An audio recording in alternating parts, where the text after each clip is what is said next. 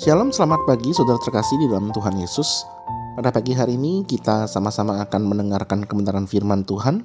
Sebelum kita memulai aktivitas kita, mari kita berdoa terlebih dahulu. Terima kasih Tuhan karena kami diberikan kesempatan untuk boleh bangun di pagi hari yang indah ini. Pada saat ini kami akan mendengarkan sabda-Mu, kiranya Engkau yang berbicara dan Allah Roh Kudus menerangi hati dan pikiran kami agar kami dapat mengerti kebenaran firman Tuhan. Terima kasih Tuhan, di dalam nama Tuhan Yesus kami berdoa. Amin. Tema renungan hari ini akan saya berikan dengan judul Berjaga sebagai Pengintai. Terambil dari Habakuk 2 ayat yang pertama. Habakuk 2 ayat yang pertama. Demikianlah firman Tuhan. Aku mau berdiri di tempat pengintaianku dan berdiri tegak di menara. Aku mau meninjau dan menantikan apa yang akan difirmankannya kepadaku dan apa yang akan dijawabnya atas pengaduanku. Sedemikian jauh pembacaan firman Tuhan, mari kita merenungkannya. Pekerjaan seorang pengintai itu sangat penting. Tentara yang datang mendekat bisa jadi hanya menyisakan sedikit waktu bagi penduduk kota ketika mereka itu sedang menyerang. Entah untuk melarikan diri ataupun bersiap untuk perang, maka penduduk itu harus siap sedia.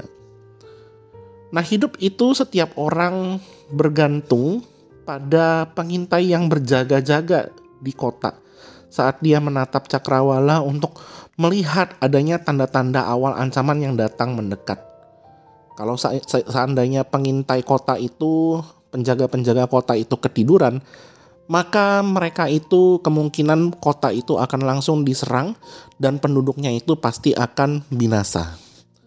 Nah, ini merupakan masa-masa yang sangat kritis bagi para penduduk kota untuk segera bersiap terhadap apa yang akan terjadi. Ketika Habakuk mengatakan bahwa dia akan berdiri di tempat penjagaan dan bertahan di menara dan meninjau melihat apa yang difirmankan Allah kepadanya, Habakuk itu menempatkan diri sebagai seorang pengintai atau penjaga kota. Kita melihat bahwa Habakuk menyatakan keinginannya itu untuk menunggu dengan sabar atas jawaban Tuhan terhadap pertanyaan dan keluhan yang dia ungkapkan sebelumnya. Nah, ini mengajarkan kita pentingnya kesabaran dan harapan dalam menjalani perjalanan iman kita. Seperti Habakuk juga, maka kita sebagai orang percaya dipanggil untuk tetap setia dan bersikap percaya kepada Tuhan, bahkan pada saat ketika tidak langsung segera melihat jawaban dari Tuhan atas doa-doa kita. Di dalam iman kekristenan, kita memahami bahwa Tuhan bekerja sesuai dengan waktunya yang sempurna dan rencananya yang bijaksana. Melalui ayat ini kita diingatkan untuk tidak tergesa-gesa atau putus asa, tetapi untuk menyerahkan segala keprihatinan kita, curahan hati kita, dan juga tetap menunggu berpegang pada firman Tuhan. Kita dipanggil untuk menunggu dengan harapan yang kokoh di dalam iman, yakin bahwa Tuhan akan bertindak sesuai dengan kehendak-Nya yang baik. Nah, Habakuk 2 ayat yang pertama ini juga mengajarkan pentingnya mendengarkan suara Tuhan dalam doa dan juga saat teduh kita. Seperti yang dilakukan oleh Habakuk, dia menyatakan bahwa dia akan mendirikan penjagaan pada kubu atau menara dan menempatkan dirinya di atas penjagaan di menara tersebut. Kita dipanggil juga untuk melakukan hal yang sama, untuk menjaga hati dan pikiran kita di dalam ketekunan disiplin rohani kita. Doa dan juga pembacaan firman setiap harinya yang kita lakukan secara rutin. Nah, ini adalah sebuah keterpautan yang erat dengan Tuhan, bahwa kita akan menemukan kekuatan, penghiburan, dan juga pengarahan di dalam jalan hidup kita ketika kita menghadapi situasi-situasi yang mungkin saja situasi itu adalah hal yang buruk di dalam kehidupan kita. Tetapi dalam kondisi apapun kita memang tetap perlu menunggu yang namanya arahan atau tuntunan pimpinan dari Tuhan di dalam menjalani kehidupan ini. Lantas bagaimana kalau misalnya kita itu lalai, sembrono dan tidak berjaga-jaga?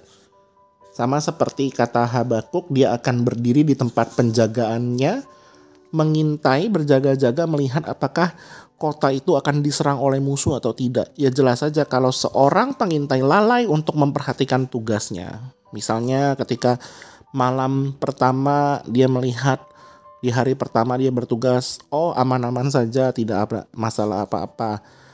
Hari kedua, ketika keempat, kemudian di hari yang kelima, dia berkata, oh saya tidak akan berjaga malam ini karena aman-aman saja, situasi tenang, tidak ada serangan musuh.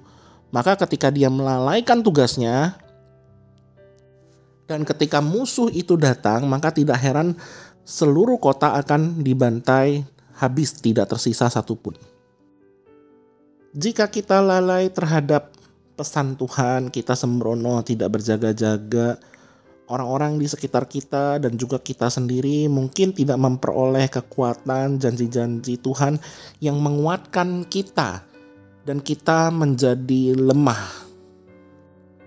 Maka ketika badai kehidupan itu datang, kita akan dengan sangat mudah digoyahkan.